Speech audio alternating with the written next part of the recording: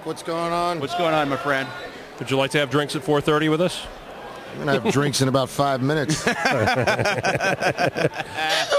You've been doing this all day, have you? Oh, my goodness. Let's talk about me and all that I am. Wow. You know, there's only so much B I've got in me. Yeah. you know, I don't think Scraping the edges now. Oh, man. Now you're retelling stories that happened to other people, right? That might have happened to Miranda Lambert. I don't know. No, you've got plenty of stories, I'm sure. Plenty of road stories, too. I can tell you that those pants that just walked by are telling a story. Wow. You're absolutely right. Are those pants, really? I can't tell you who that country star is. Might be Clay Walker, but I can't really tell from here. Wow. Yeah. Now, what are you doing in town this week? What do you have going on? Man, just hanging out with you guys. I'm really not eligible for a CMA this year because we don't have a record out this calendar. Okay. But next year, January 27th, we're putting our new record out called What I'm For. So hopefully next time around we'll have one of those little cards nominated for. Yeah. Now, where have you been working on that? Back at home, or no? We did it here. Here, yeah. Yeah, we've been doing most of our records here since we signed our record deal up here.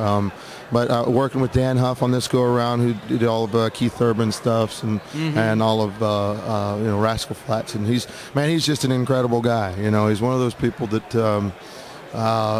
can make anybody sound more like them, and not and he doesn't really put his thought on top of your record. Now, do you have a chance to get back to Texas at all? Oh, sure. I live there, and I spend a lot of my time, hanging out with my family, and I mean, after 13 years in the business and all this, stuff that I've done, it's nice to be able to I can go home when I want to. Now, how about them Red Raiders, huh? How you doing? Good, man. Yeah, Texas Tech is Texas number Tech. 2 to Bama right now, I believe. That's right. As best 7 years of my life were spent at Texas Tech University. I forgot you had a doctorate. Yeah, right.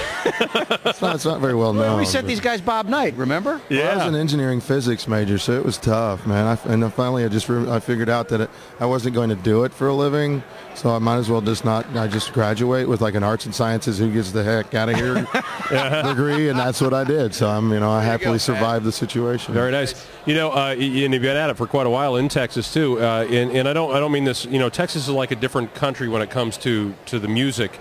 It's almost like how somebody can be huge, like in England, and then they make the crossover to the U.S. or other country. I mean, Texas has got its own industry of musicians and just huge artists there that are within those borders. There's a lot of boredom going on down there.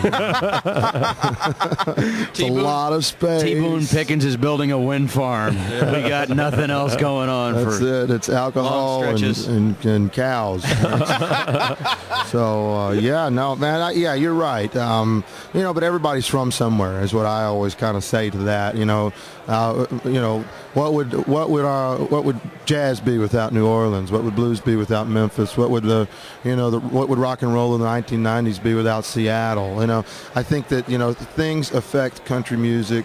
No matter what, if you listen to Kenny, you can hear where he came from. Sure. You hear from or where he what influences him now is the beach, and man, and that's the way it should be. Culture should affect music, and so I've really enjoyed that part of my life, and I think it has served me in the long run. What's the name of the album again? What I'm For. What I'm For. Because you don't have to ask what I'm against if you know what I'm for. Now, is that creative or what? I like that. I mean it. Yeah, it's coming. You're going to get to hear it. You're going to go, I'm tired of that song. Well, we look forward to it, Pat. Good to see you again. Thanks, Pat. Take care.